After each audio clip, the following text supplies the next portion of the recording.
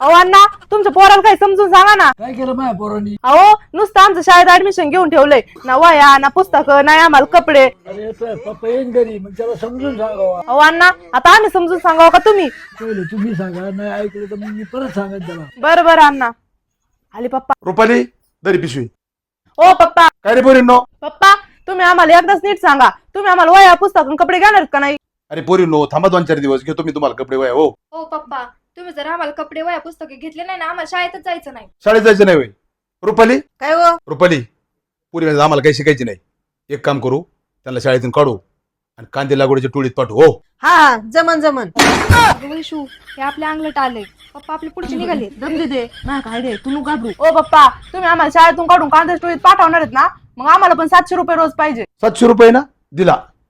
सगळ्यात पहिलं तुम्ही काय करायचं माहिती का? घर भाडं, खायचे पैसे, आंघोळीचं पाणी, लाईट बिल, इथलं जे काही तुम्ही वापरीत आहे घरातलं सगळ्याचे पैसे देऊन जेवढे तुम्हाला वाचते ना तेवढे तुमच्या घरात येईल. हो, आणि इथून मागचा सगळा खर्च आम्ही वजा करून घेणार आहे. हा बघा ना किती येडत काढतात पुरी. ए पोरा, काय वाढला?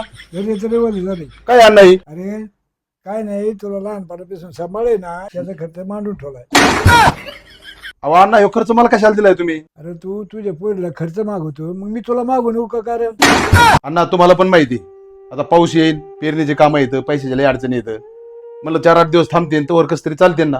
आम्ही बी पाटी पेन्शन लिहिलं नाही पहिलं. पोरींनो, तुम्हाला बी सांगतो, शिक्षक जे शाळेच्या फळ्यावर लिहितात ना आणि ते जिथं शिकवतात ना, ते लक्षात ठेवा. तुम्ही 100% कलेक्टर होणार.